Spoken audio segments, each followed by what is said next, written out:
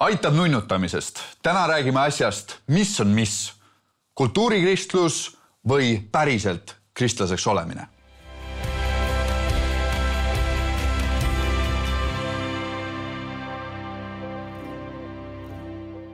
Tere tulemast tagasi vaatama saadet Meistritöökojas ja täna on mul üks eriline rõõm siin tervitada vend Marti. Tervist! Tervist, Karl! Kuule, hea veel, et sa saad tulla. Ja juba enne, kui kaamerad hakkasid käima, oli näha, et meil on täna põletavad teemad. Meil on millest rääkida. Mina sind tunnen, aga kõik paraku sind ei tunne veel. Sellepärast... Räägi minust siis natuke. Mina ei räägi, seda saad ise rääkida, aga sellepärast me tahamegi natukene tutvuda sellega, kes sina oled, Mart. Kus sa tuled, kuidas sa üldse usu juurde jõudsid, kus sa oled täna ja mis sa üldse teed? Kes on Mart Oksa? Mart Oksa on, vähemalt ma proovin anda endast parima, et olla Jeesuse järgija. Kõige sügavamas, kõige tähenduslikumas tähenduses siis. Kust ma olen tulnud, see on juba natuke pikem lugu, et oleme mitu päeva meil aega on istuda siin või rääkida. 3, okei. Et nagu sellist kristlikku tausta minu peres on piisavalt ja Jumalasse ma olen uskunud väiksest peale. Ma mäletan juba väikse poisina, et ma arvan, et need seemned ma sain pühapäeva koolist, aga et siin on minu pere. Isa, väga vahva mees, teda enam täna ei ole. Ema, väga armastan oma ema ja siis mina, ma olin ainuke laps. Nunnu poiss. Päris vahva jah, selline rõõmusameelne olin siis veel. Et ma mäletan, mul oli väga selline lähedane suhe ikka Jumalaga, kui ma olin väike mees. Aga siis mingi hetk, meil pere läks nagu laiali ja mingid valud olid võib-olla südames ja ühesõnaga, et siis ma muutusin nagu selliseks natuke nagu täis mässu ja sinna veel lisad mõned sellised mitte nii head sõbrad ka, et natuke, mitte natuke, vaid päris palju vanemad sõbrad, kellega ma siis suhtlema hakkasin, et siis ma ikka käisin nagu väga-väga kauge kaarega Jumala teedest mööda nagu ringiga eemal. Võib-olla mitte Jumalast, sest ma ikka tema poole alati pöördusin, kui mul nagu väga häda käes oli ja kui ma ikka tõsistesse jamadesse sattusin. Kuni siis ühel hetkel, see asi, see tühimik nii-öelda, mis meis on, kui Jumalat ei ole, mida ainult Jumal täita saab, et see ikkagi hakkas nagu niivõrd palju kripeldama, et see kutse hakkas nagu järjest rohkem ja rohkem kõlama, et mu elus peab midagi muutuma. Ja siis ma niimoodi sammu võrra haaval hakkasin taas nagu otsima teed Jumala juurde. Mis oli üsna raske, sellepärast, et kõik need eluharjumused, mis olid tekkinud, kogu see tutvusringkond ja sõprusringkond ja need kahtlased asjad, millega ma kõik tegelesin ja sa kasvasid 90-ndatel, eks ole, noorus? Jah, või pigem võib-olla selline 2000-ndate algused olid sellised kõige rohkem mässumeelsed. 94 ma läksin kooli, et siis alguses ma olin ikka siuke tubli poiss, aga siis võib-olla 2000-ndate alguses, et need olid need perioodid, kus Mustamäel eestlased ja venelased ikka tegid peaaegu iga nädalavahetus selliseid 200-liikmelisi kambakaklusi koos nuiade ja kurikatega, et see oli siuke nagu vaatad mingid action-filmidena, et sellised asjad käisid meil koduõuel põhimõtteliselt, aga kogu see seltskond ja nii edasi, aga siis jah, et midagi nagu kogu aeg kripeldas ja ma teadsin, mis muutuma peab, et ühel hetkel oligi nii, ma olen võib-olla enda elus nagu seda ka kogenud täitsa omal nahal, et kui Jumal kutsub ja kui Jumal midagi ütleb, siis seda tuleb teha. Sellepärast, et vastasel juhul sellel on ka tagajärjed ja ma võin tõesti sulle, Karl, öelda, et Jumal on mind selles eluperioodis nii müstilistest olukordadest välja toonud, surmasuust päästnud, mitte 1 korra või 2 korda, vaid korduvalt ja korduvalt ja korduvalt, kus ma mitte ainult enda elu ei pannud ohtu 1 öö jooksul, vaid oma sõprade ja teiste inimeste elusid ka, et hommikul ärgates ma mõtlesin, et lihtsalt see oli Jumala ime, et mina ja mu sõbrad täna elus oleme. Aga siis ühel hetkel, kui see nagu kutse hakkab tulema, et nüüd ikkagi, Mart, sa pead oma elus midagi nagu muutma ja sa pead tulema, lihtsalt see oli nii vastik see tulemine, sellepärast, et kui sa oled nagu sellises kohas, siis see võib olla selline nagu pehme koguduse poole vaadates ja nendel teenistustel käies see kõik nagu tundus nii igav, et ma teadsin, et ühel hetkel ma olen ka seal ja laulan kaasa neid laule, aga see on siis, kui ma pigem nagu kujutasin ette, et see on siis, kui ma olen ka selline 50-aastane mees, et vana inimeste värk. Vana inimeste värk, jah, täpselt. Aga siis ikkagi see kutse oli ja vaata, miks ma ütlen, et Jumala nende asjadega ei tasu nagu ka nalja teha, et siis ühel hetkel ma oma elus olen nagu väga selgelt seda kogenud, kuidas Jumal võtabki oma kaitsva käe ära su elu pealt ja kuidas siis hakkavadki juhtuma asjad. Et kui ta on mind palju surmasuust päästnud, siis ühel hetkel mul hakkas alati nagu kõige õnnetumalt minema, et kui kuskil jälle mingi kaklus oli või mingi jama, siis mina olin see, kes oli haiglas operatsioonilaual või kelle lammas välja löödi või mingid siuksed asjad, et nagu teised pääsesid parem, nagu kergemalt. Aga ma alati teadsin, mis on valesti ja mis muutuma peab. Ma alati teadsin, et see ei ole süüdistus Jumalale, vaid see on see, mille vastu mina nagu mässan. Ja siis ma hakkasin ühel hetkel nagu sinna poole ikkagi tugevalt nagu sammuma ja neid samme astuma. Ja see ülikihvt, et sa esiteks avad seda osa nagu üldse enda elust. Et ma arvan, et see on nagu kuidagi selline asi ka, mis tänases nagu tagasivaatavas mõttes paneb perspektiivi väga palju, mida Jumal siis juba tegi. Ja mida siis juba oli näha, aga kuhu sa ka täna oled jõudnud. Aga sa ütlesid ka, et see oli mingite sammudega, mis hakkas pihta. Sealt hakkas päästepalve, seal oli ristimine, aga oli veel mingi konkreetne samm. Absoluutselt. Mul oli üheks selleks inimeseks, kelle juurde ma nagu jumalasjadega alati pöördusin, oli mu vanaema kusjuures. Siuke väga huvitav on ju. Aga ta oli, ma ütlen ikka, et inimesi Jumala juurde ei saa tuua nagu näppu viibutades, vaid neid tuleb armastada sellest maailmast välja. Ja mu vanaema oli nagu üks nendest inimestest, kelle juurde ma võisin minna öösel purjus peaga raha laenama. Ja ta alati nagu ei kurjustanud, vaid ta alati ütles, et aga sa tead, mis peab su elus muutuma ja sa tead, et ma palvetan su pärast ja ma väga armastan sind.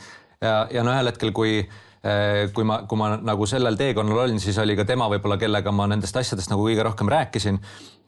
Ja mu vanema koguduses oli üks vanem pastor, kes alati, kui ma sinna läksin, ükskõik siis kas punaste silmadega või mis seisundis ma olin, alati ka küsis, et kas sa oled valmis oma elu Jeesusele andma, et äkki täna on see päev.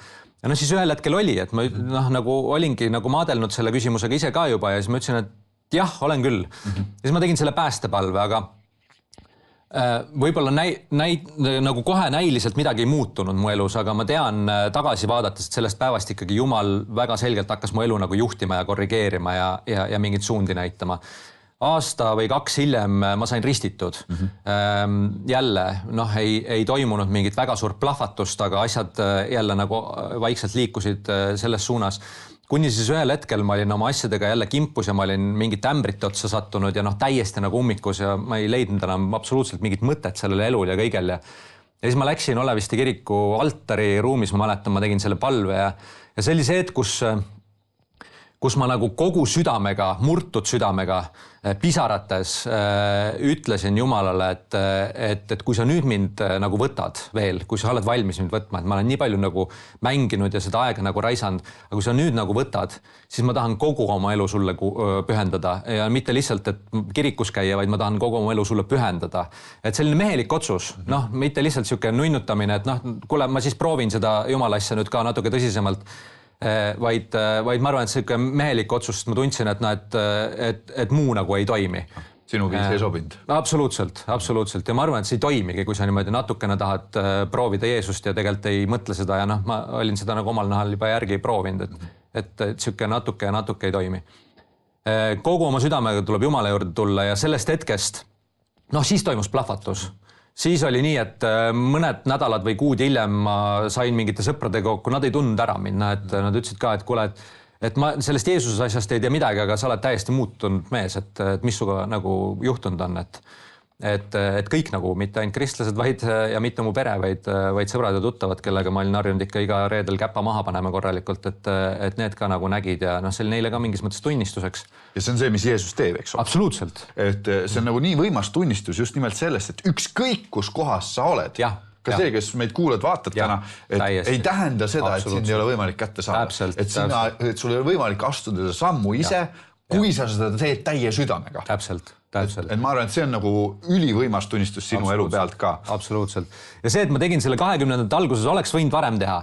Vaata, ükskõik, mida sa oled teinud elus, ükskõik, mis jamadega, täpselt nagu sa ütled, et Jumal võtab sind vastu nii, nagu sa oled.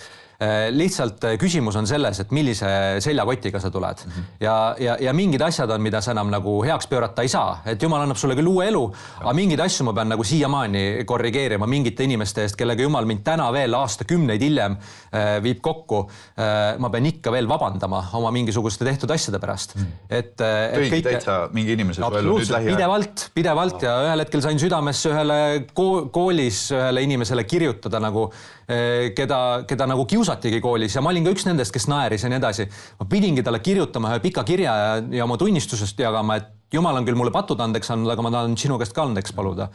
Et ma sellele kirjale vastust ei saanud, aga ma loodan, et see jõudis kohale ja läks korda, et ma ei saa kõike nagu heaks teha. Ja inimestel, mida hiljem sa tuled, seda rohkem ongi, et vaatadki, et inimestel on tihti peale nagu ongi erinevate abikaasadega juba erinevad lapsed saadud ja sa ei saa nagu seda heaks teha, et nüüd ma siit hakkan nullist pihta ja ehitan nagu ühe kristliku pere üles, vaid sa peadki arvestama, et sul see seljakott jääb. Et sellepärast ma ütlen nagu kõigile meestele, et mida varem sa selle otsuse teed, seda parem, et ära jätta seda sinna 50-ndatesse või 30-ndatesse või... Selle koha pealt ka, et nii nagu sa ise ütlesid, koorem, taust, kõik asjad, aga see on toonud täna sind kohta, kus sa tegelikult oled täna pastor ja sa oled töötegija, teenija ja lisaks sellele on ka mitmeid teisi õnnistuse su elus. Et sa oled täna pereisa, sa oled täna abikaasa, sul on oma kodu ja ma tean, sul mõned pildid võetud kaasa ka, et võib-olla natuke tutvume nendega samamoodi, et üks osa, mis sa ütlesid, et on suureks õnnistuseks elus on su enda maja ehitamine.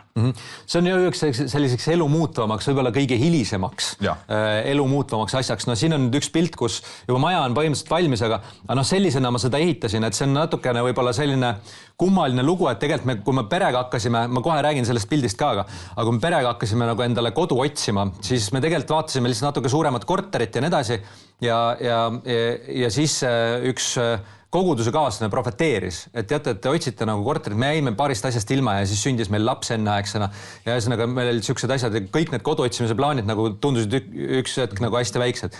Ja siis üks vend saab sõnumi, et tead, et sa otsid küll nagu korterit, aga jumal paneb sind maja ehitama ühel päeval. Ja see nagu ei läinud, sellel hetkel läks ühest kõrvast sisse teisest välja, aga mul naine pani selle kirja, ta oli just siis lapsega haiglas ja nüüd, kui maja valmis oli, siis ta nagu leidis selle päeviku kuskil kolimise keskel üles ja see oli nagu siuke kinnitus. Aga siis selle maja ehitusega oli nii, et me hakkasime paluma Jumalalt, et kuhu sina meid tahad saata, sest me muidu otsisime nagu, et kus meile meeldiks. Ühel hetkel hakkasime paluma, et aga tegelikult me tahame, et meie pere oleks täiega nagu Jumala riigi teenistuses ja meie kodu oleks täiega Jumala riigi teenistuses, et me ei taha endale kuningriiki ehitada, me tahame tema kuningriiki laiendada. Ja siis ta läkitas meid ühte kohta ja nagu väga selgelt andis südamesse ühe koha ja me käisime seal palvetamas ja ma sain seal kinnituse, et ma ei saa nendest asjadest võib-olla väga pikalt rääkida, sest saateaeg jookseb, aga jama oli selles, et kui meil see majaprojekt valmis sai, siis oli juba alanud see koroonaaeg, ehitushinnad läksid niimoodi hüppeliselt, lakkesõda polnud veel alanudki Ukrainas, on ju. Aga siis tuli see nagu raske otsus teha, et ma pean hakkama ise ehitama, nagu täisajaga nii-öelda projekti juhtima, mida ma polnud varem teinud, ma polnud ühtegi asja varem ehitanud ja siis nagu see ususamm, et davai, lähme vaatame siis. Ja see on see pilt siis, et millisena ma siis seda ehitasin, et ma iga päev nagu teen kinnisvaratööd ja olen ettevõtja, aga siis oligi, et auto oli siuke sopane, kummikud olid kõrvalistuja seal, et siis tuled, viskad kingad jalast ära, tõmbad kummikud jalga, vahepeal tassid kipsplaate, siis pühid jälle pintsaku puhtaks, lähed näitad korteri, teed mõne lepingu. Et see oli nagu siuke nagu hästi närvesööv periood, mis oli nagu täiesti full Jumala imesid täis. See, kuidas ta varustas, see, kuidas ta juhtis, see, kuidas ta andis tarkust läbi erinevate inimeste. See on nagu üks ime teise otsa kõik need päevad, et me 2 aastat täpselt ehitasime seda maja ja need 2 aastat olid nagu ülimalt rasked, aga ülimalt usku üles ehitavad ja Jumalat usaldama õpetavad, et see on minu arust hästi kihvt lugu just täpselt sellepärast, et mul endal oli võimalust kuidagi juhtus niimoodi, et mingitel perioodidel ma sattusin teie kogudusse, et Moko koguduse juht sa oled täna üks juhtidest ja seal samamoodi, siin on ka valmis maja näha, see perepilt siin samamoodi, armsad kõik koos, pall on jalge all. Aga ma sattusin ilusti siin just sellel ajal sinna kogudusse, kui teil oli parajasti see ehitus käimas. Ja minu arust hästi võimas oli see, et ma mäletan mäletan, kui sa tunnistasid sealt lavalt mingit lugu, mis meil see nädal kodus juhtus. See on meie kogudus siin poolel ei ole Ehituse platsil, et juba siis nagu tahtsime, et kuningriiki teeniks. Kui juba siis tellistest peale. Absoluutselt. Väga õige. Et Fibod pannakse paika ja juba räägime Jumalast. Õige. Ja selle koha pealt minust sealt oli juba paistis välja see, kui esiteks, kui kohal sa ise oled selles, aga juhtides samal ajal kogudus, juhtides inimesi, sa lihtsalt tood selle sinna sisse, sa ei eraldanud ühte teisest. Jah. Ma olen aru saanud, et üks hästi oluline asi, kui me päriselt tahame Jeesust järgida, kui me ei ole lihtsalt kultuurikristlased, mida kogu maailm on täis, et kui me tahame päriselt Jeesust järgida, siis on hästi oluline, et ei oleks nagu, et siin on nagu see minu kuningriik, minu ettevõtmised ja ärid ja siin on mul see kodukeskkond ja siis on see kogudus ja Jumala riik. Et tegelikult mida Jumal ootab on see, et minu ärid on siin Jumala riigis sees, mitte sellest müüridest väljaspool. Minu kodu, kõik, mis mul on, minu raha, minu asjad, kõik kuuluvad Jeesusele, kõik teenivad Jumala kuningriiki, et need laiendaksid Jumala kuningriiki. Ja sellepärast me ehitasime ka, võib-olla Jumal andiski, et korterist oleks võib-olla väheks jäänud, et oligi vaja suure elutoaga maja, et see saab olla nagu täis Jumala riigi kasutuses. Et jah, see ma arvan on oluline. Ja täna samamoodi. Just, et kogunete kodudes ja teil on väiksed mokogrupid üle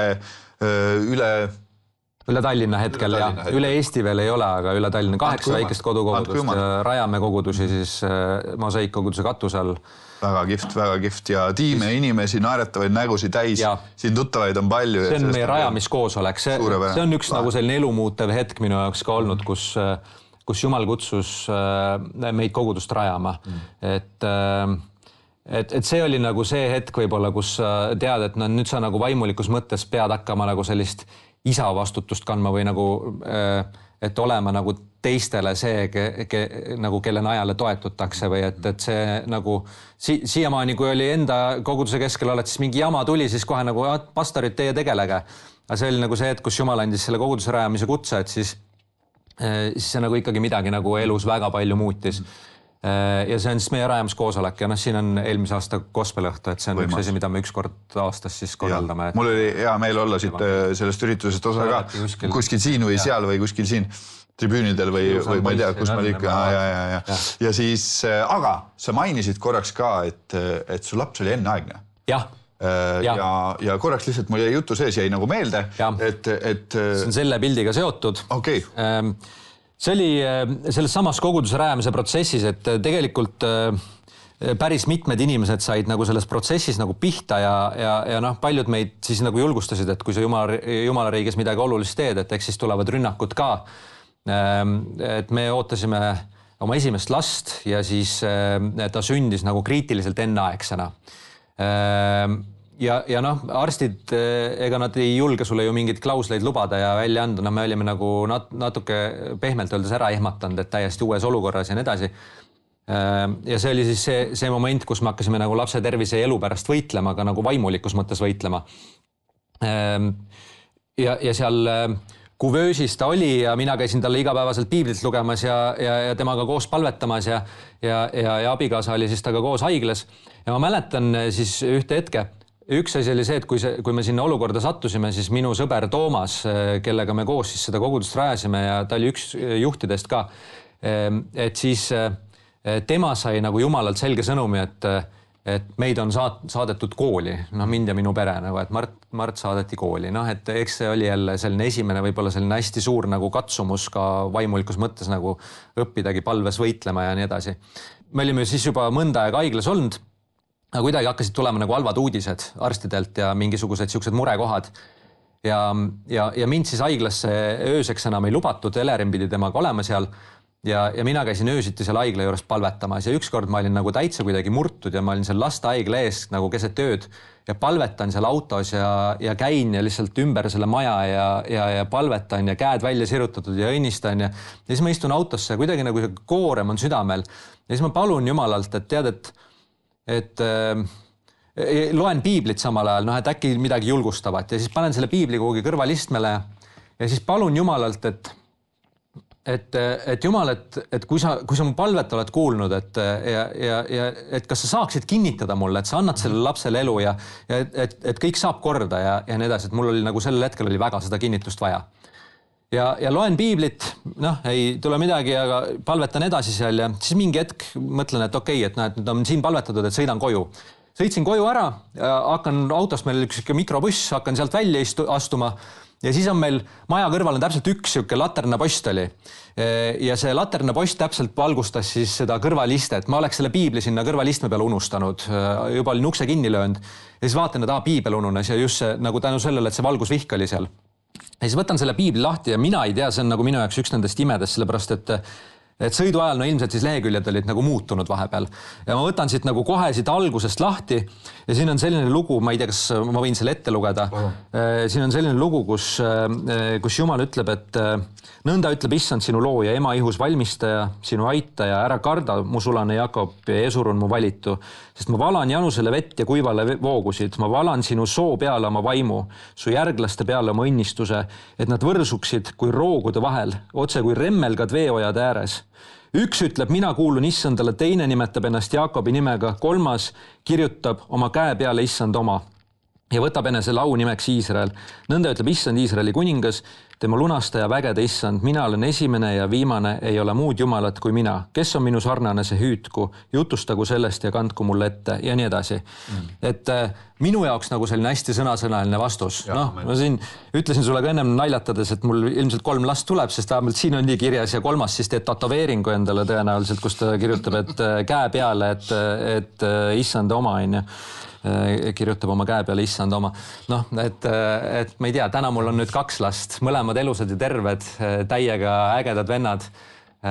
Jah, vanem poiss on siis see, kes on enneaegne, ta nüüd hoolitseb oma väikevenna eest, ta on kõige parem vanem vend, keda ma näinud olen, et me oleme lihtsalt Jumalale nii tänulikud. No tõeline ime. Täiesti, jah, minu jaoks ime. Aga selle koha pealt, kui me rääkisime ka, et ja ma tean, sa oled tuline vend, ma olen üsnagi tuline vend, siis on mingid asjad, mis meil mehi nagu vaimulikus mõttes ajavad käima. Et see on nagu mingi siuke täiesti kirg on mingi asja taga ja tegelikult ma tean, et sinu jaoks tohutult oluline asi on vendlus. Vendlus kristlaste vahel, meeste vahel, ma tean, meeldib sulle reisil käia, meeldib sulle matkata. Koguduse vendadega käisime seiklemas ja absoluutselt, see on üks minu kirgedest. Et kuidas on niimoodi, et mis sind siis põlema paneb? Ütle mulle. Vendluse juures või seiklemise juures? Üldse, et mis... Neid asju, mis mind põneva panevad, on palju. Siis me jäämegi. Aga üks kirg on jah nagu seigelda ja teine asi, mis on see, et ma tunnen, et üks pool on see, et meist alguses saavad uskujad ja Jumala kuningriiki kuulujad. Aga tegelikult, kelleks Jumal meid kutsub, on, et mitte jääda selleks uskujaks ja kuulujaks, vaid et me saaksime ehitajateks. Et me saaksid Jumala kuningriigi ehitajad, mitte lihtsalt sinna kuulujad. Ja ma arvan, et seal on hästi suur vahe. Ja paljud inimesed seda vahet võib-olla ei ole ära tabanud.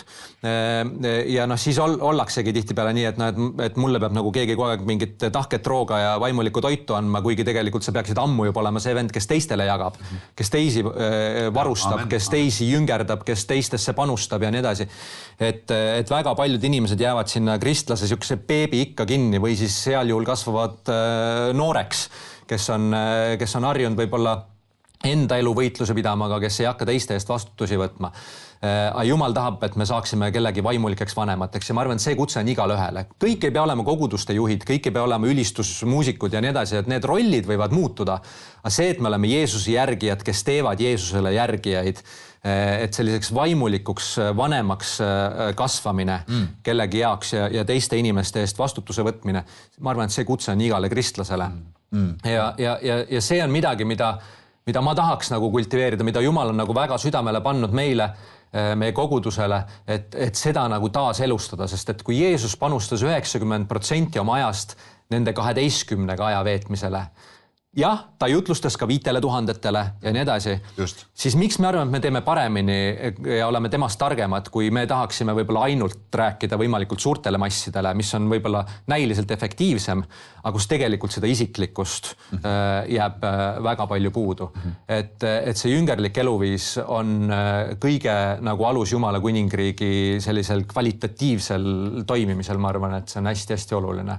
Mega hea, ma olen täiesti nagu sinuga nõus, mis mind võib-olla kõige rohkem nagu kuidagi ajab käima ja ennast võib-olla ajab ka marru usulises mõttes nagu püha viha täis. Absoluutselt. On see, et mingisugune uinumine või siuke looderdamine või siuke mingi on usk ja siin vaatan, siit vaatan sealt. Ei, meid on kutsutud töötegijaks. Ja selle arvelt, et me saaksime midagi teha ja üldse jõuaksime midagi tehtud. Vaadatakse meile otsa usuvendadele, mida te üldse siin Eestimaal siis teeme. Et see on nagu minu jaoks tohutult oluline küsimus. Nii nagu sa ise ütlesid ka. Jüngerlus selle kõige baastasandil, selle algkoguduse tasandil. Absoluutselt. See on see, mida meie issand meile nagu eeskuju jättis ja tegelikult enne taeva minemist ütles ka. Minge ja tehke jüngriteks kõik rahvad, mitte lihtsalt ärge neile jutlustage. Et ühel hetkel võivad need jutlused jääda minu pärast nagu sinna paika või olgu neid vähem, aga kui selle kõrval ei käi sellist jüngerlust, et inimesed päriselt nagu võtavad üksteisest vastutust, aitavad neid usule tulnud inimesi kasvada tugeva vundamendiga Jeesuse järgijateks, siis me jätame midagi väga-väga olulist tegemata ja ma ei tea, kust maalt see nagu ajaloo jooksul, et kust maalt see nagu kuhugi soiku jäi, aga see on üks hästi suur kaotus, mis on kirikutes ja kogudustes toimunud, et see, et igaüks hakkab panustama Jumala kuningriiki. Just hiljuti keegi ütles mulle nagu sellise mõtte, mis mulle nagu väga meeldis ja väga jäi meelde, et kui uskuja ütleb, et Jeesus on minu pärast surnud, siis järgija ütleb, et jah, Jeesus on minu pärast surnud, aga nüüd mina tahan tema pärast surra. Ja see on selle vahe. Et saame uskujatest järgijateks. Et alguses ongi vaja teada, et Jumal on nii armuline, annab kõik mu patud andeks, ärme jää sinna kinni. Et ühel hetkel Jumal kutsub meid väga, väga olulise kutsega panustama teiste inimeste eludesse ka. Nii hea, Mart, ja ma arvan, et see on nagu, see ongi lihtsalt see, et me mõistaksime, et see kutse ei ole ainult juhtidele, kelle otsa me vaatan, et kuule, juhi mind sellel teel. Vaid see, et me ise võtaksime selle vastutuse samamoodi, see kutse on kõigile. Täpselt, sest kui see kutse oleks ainult juhtidele, siis meil peaksidki olema 5-liikmelised kogudused. Heal juhul võib-olla 12-liikmelised, sellepärast, et kui paljusid inimesi sa siis suudad jüngerdada. Et see, kui sul on 100 inimest koguduses, siis näita mulle seda juhti, kes 100 inimest suudaks nagu korraga nende hingesid hoida. Kuule, kui Jeesus ei suutnud sellisel tasemel, mida siis veel meie vaatame? Mida siis veel meie, jah. Aga me saame teha oma poolse, me saame anda selle oma osa. Just nimelt nagu sa ütlesid ka, et me saaksime järgijateks. Et ma ei ole lihtsalt uskuja sellesse. See on ülihea ja Mart, meil on lihtsalt nii hea meel, et sa oled tulnud ja jaganud seda sõna. Ma arvan, et see on tohutult vajalik. Tohutult vajalik see saada välja ja saada sinna laia maailma selles mõttes ka, et ükskõik, kes meid täna kuulab või vaatab, et ta mõistaks seda, et tema on kutsutud ka. Absoluutselt. Ja selle valgel, Mart, kas sa oleksid hea ja paletaksid? Muidugi. Isa, ma tänan sind. Ma tänan sind, et sa oled meid kutsunud, et sa oled meid päästnud ja me võime kuuluda sulle. Kõigega, mis meil on, meie hing, ihu ja vaim ja kõik meie materiaalsed asjad ka, teeningu sinu kuningriik. Aga issand, ma palun praegu kõik need vaatajad ka, kes vaatavad seda saadet ja ma palun Jumal, et sa kõnetaksid ja kutsuksid olema nendeks ehitajateks, kes ehitavad sinu kuningriiki, kes laiendavad siin Eestimaal sinu maale, nii et inimesed võiksid tulla usule, leida Jeesuse enda ellu, aga et need inimesed saaksid ka Jeesuse järgijateks kõige paremas mõttes ja et Eestimaa nagu muutuks selleks paigaks, kus inimesed ütlevad, et ma ei ole lihtsalt kristlane, ma olen päriselt Jeesuse järgija, kes on püha vaimuga täidetud ja kes käib Jumala kutsumisel. Ma tänan sind, et sa tahad meist teha mehised mehed ja naiselikud naised. Tänu Jeesus sulle. Amen. Tõesti, aitäh sulle, et sa oled tulnud, jaganud ja sütitanud. Ma usun, see on võimas sõna ja võtan selle ise vastu. Usun, et võtavad ka meie vaatajad, nii et suur aitäh sulle, Mart. Aitäh sulle. Ja suur tänu ka teile, kes te olete meid kuulanud, vaadanud. olge väga julgustatud, et ka lihtsalt meie ei oleks uskujad, vaid et meist saaksid samuti järgijad. Olge väga õnnistatud. Hea vaataja, lõppenud saade on sündinud TV7 ja Nõmme meestehommiku koostöös. Kui tunned, et kuuldud lugu sind kõnetas ning sooviksid leida kontakte teiste meestega, siis rohkem infot leiad veebilehelt meestehommik.ee. Saated sünnivad vaid annetajate toel. Selleks, et need lood jõuaksid veelgi rohkemate inimesteni üle Eestimaa, saad anda oma panuse ekraanil kuvatud võimalusi kasutades. Oleme südamest tänulikud iga toetaja eest.